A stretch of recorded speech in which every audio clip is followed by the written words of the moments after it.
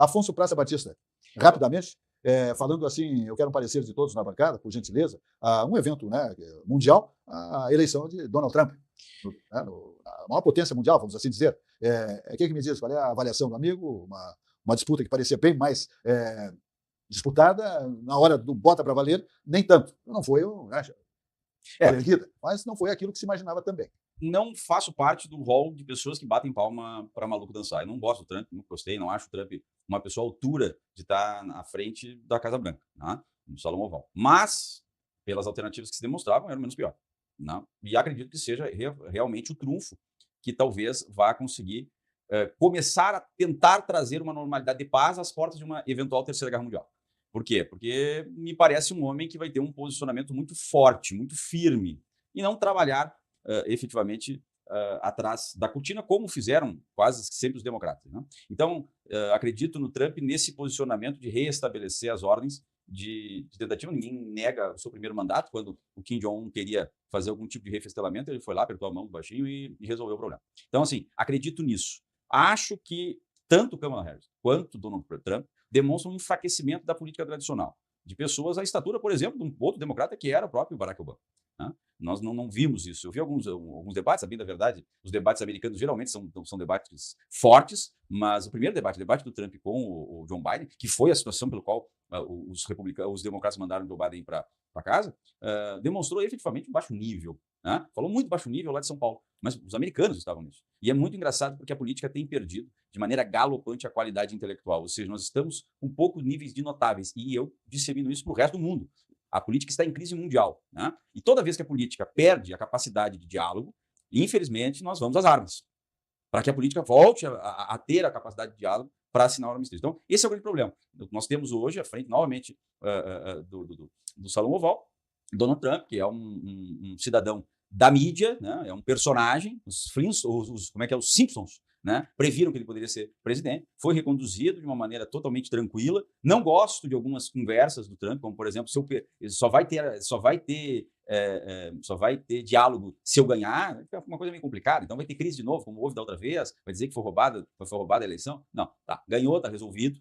E isso acende um sinal muito interessante para o Brasil, né? Porque dizem que foi o primeiro presidente americano a ser eleito sendo condenado, né? E nós estamos com o nosso inelegível por uma reunião com o nosso então, amigo do Trump, o Bolsonaro, inelegível por uma reunião com o embaixador. Isso é uma vergonha tremenda, né? Não sei o que eles estão esperando, não sei se eles estão esperando a contagem regressiva para começar, então, a fazer esses processos criminais, não sei o que estão esperando para dar início a isso, se vai ser na véspera, né? Brincando com a democracia. Infelizmente, a nossa democracia ela já caiu em descrédito. Então, respondendo, deu o que a gente esperava que desse. Né? Deu o que esperava que desse. Esperava que ele ganhasse. Agora vamos ver o que ele vai fazer. Espero que ele consiga abrir o diálogo para a paz mundial, porque realmente a situação da política internacional me preocupa bastante. Perfeito. Independente de simpatias, modesta avaliação, para o nosso país, acho que foi muito bom a eleição do Trump. Para mim, na minha visão, na minha modesta avaliação. Vamos ver o que disse o Gustavo Paim. Quem é o líder? Qual é a bandeira? O que está acontecendo? E o discurso mainstream, em geral, dizia, olha, é a salvação da democracia. Trouxe a participação de novo. As pessoas passaram a ser ouvidas, a ter a sua opinião. E as redes sociais passam a ser vistas como vilã da democracia em 2016. Em dois momentos. O Brexit, em junho, e a eleição do Trump, em novembro de 2016.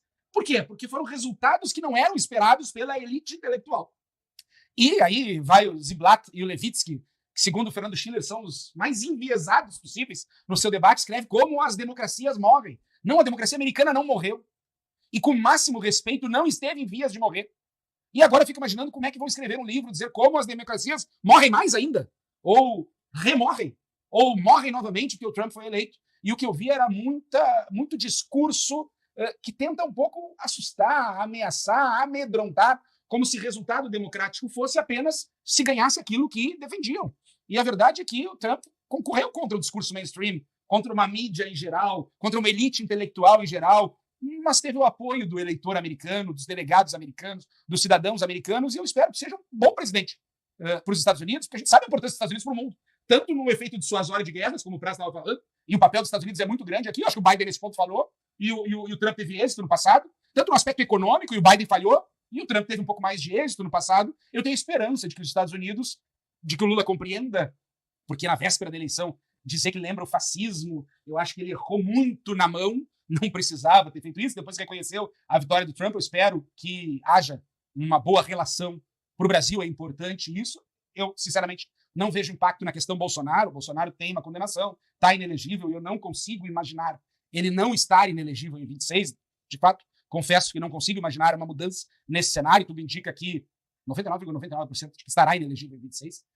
Mas o fato é que o mundo acompanhou a eleição do Trump, eu acompanhei até do ponto de vista acadêmico, porque eu acho que a democracia é isso. A democracia é a convivência entre quem pensa diferente. A democracia, ela vive de instabilidade, de crise, pela sua virtude, não pelo seu defeito. Porque realmente permite que quem pensa diferente fale. Isso gera fricção, isso gera tensão, isso gera conflito. E o Trump é um produto da democracia do século XXI, das redes sociais, desse caráter mais midiático que nós temos, sem dúvida nenhuma, e vai trazer tensão, e vai trazer conflito, sem que isso signifique uma ameaça verdadeira à democracia num país como os Estados Unidos, com instituições sólidas como os Estados Unidos têm, e nós precisamos compreender, nos adaptar, conviver e respeitar a vontade soberana dos eleitores. Infelizmente, alguns só respeitam quando a vontade dos eleitores coincide com a sua própria vontade. E isso não me parece ser democracia.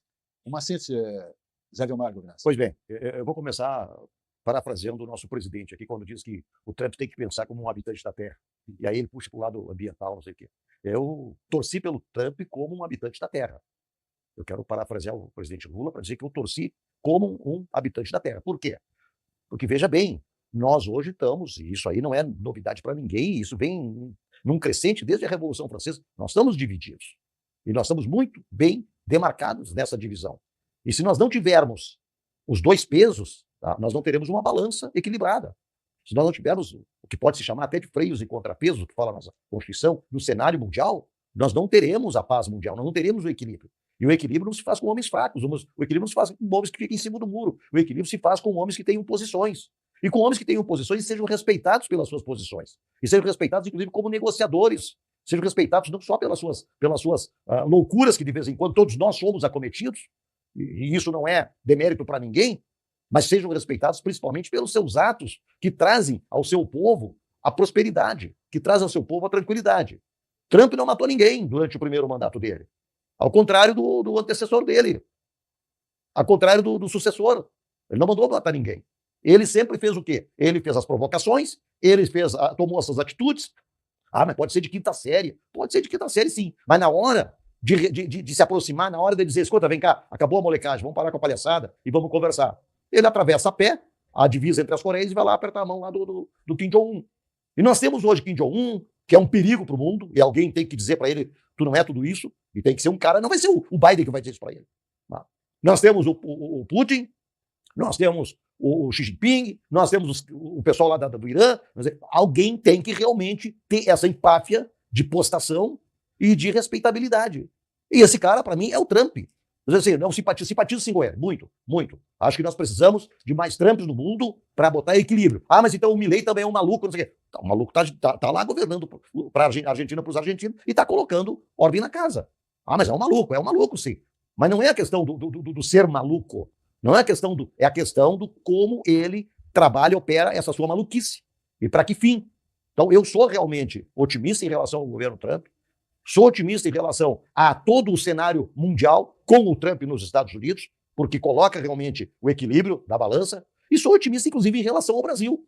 Por quê? Porque o Brasil está vendo o seguinte, olha, os americanos, como disse Gustavo Paim, perderam a democracia. A democracia não definhou, não, muito pelo contrário. Ela está cada vez mais fortalecida. E é aí que nós temos que aprender com esse fortalecimento da democracia. E não podemos ficar pensando que não ter pessoas fortes é o politicamente correto, que isso faz bem para todo mundo. Não, nós temos que ter pessoas fortes. Porque o outro lado tem pessoas fortes. E se nós não tivermos do lado, não interessa o lado aqui, não estou colocando isso como uma batalha, não estou colocando isso como uma apologia ao discurso, que daqui a pouco vão dizer que é discurso do lado. Não, não é discurso do lado, é discurso da paz. E a paz vem muito em cima daquilo que está escrito ali da Luiz Afonso, no quartel ali dos nossos militares. Se passem para belo. Se queres a paz, prepara a guerra. Agora, não é o fato de preparar a guerra, tem que detonar a guerra, tem que apertar o botão. Tá? É mostrar que está todo mundo preparado para se respeitar. E o respeito é bom, bonito e barato, mas o respeito só se respeita homens fortes. Fracos não têm respeitabilidade. Batista. Eu vou voltar ao quadro anterior, quando eu sou político, e sobre a questão do Trump, e deixar muito claro que a minha discussão sobre o discurso do Trump, ela é sobre a forma e não sobre o conteúdo. Eu acho pouco inteligente a forma, e daí peço licença ao Govinati para estabelecer essa, como sempre, como de praxe, a gente sempre estabelece uma discussão aberta aqui, que é o seguinte, que a direita em si, ou a centro-direita, ela perde a capacidade de convencimento e de apoio. Por quê? Porque no momento que ela grita, ela tranca, dá um gatilho no cérebro de determinadas pessoas, e as pessoas elas não analisam o teor, né, palatável, né, admissível.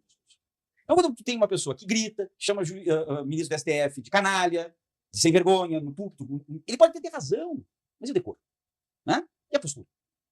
Então, o que acontece? Aí impingem-se isso as pessoas que pensam diversamente das matizes de esquerda. Então, a minha crítica aqui ela é quanto à forma, não quanto ao conteúdo. Eu acho que o conteúdo é interessante. Interessante, eu escuto, gosto. Né? Tem uma grande dificuldade. Sou uma pessoa, até comum, eu tenho um gosto um pouco estranho. Eu adoro ver programas políticos. E de todas as bandeiras. Então, assim, nunca votei em PT, por exemplo. Mas eu me pego, às vezes, vendo uma entrevista de 2 horas do Zé Dirceu. E muitas coisas que ele fala, eu até concordo. Mas eu tenho uma dificuldade quando eu vejo, por exemplo, um advogado criminalista que não tem bandeira, que nós sabemos que pensa como a esquerda e que acha que a decisão da semana passada do Marco Aurélio Mello, por exemplo, do Gilmar Mendes liberando o Dirceu, está correta. Está correta, mesmo que seja contra o artigo 580 do Código de Processo Penal. Né? Nós estamos num princípio de segurança jurídica no país tão grande, aqui é uma miscelânea que eu estou fazendo, mas que estava o Marcos Braz, eu estava vendo aqui uma entrevista do Marcos Braz chorando por causa lá daquela tragédia no Ninho do Urubu em 2017. Pois os dirigentes estão respondendo criminalmente por incêndio culposo. Em contraponto, morreram 10 dormindo. Em contraponto a isso, os donos da Boate Kiss, júris presos, 20 anos. Então, quando chega lá, como diz o meu amigo Silva, uma poesia maravilhosa usando, né, o francês diz, teu birô. Então, chega lá no meu birô. E o cara me diz, quanto é que eu vou pegar? Não sei. Não sei. O que eu posso te dizer é que eu vou te defender com unhas e dentes, mas eu não tenho garantia nenhuma.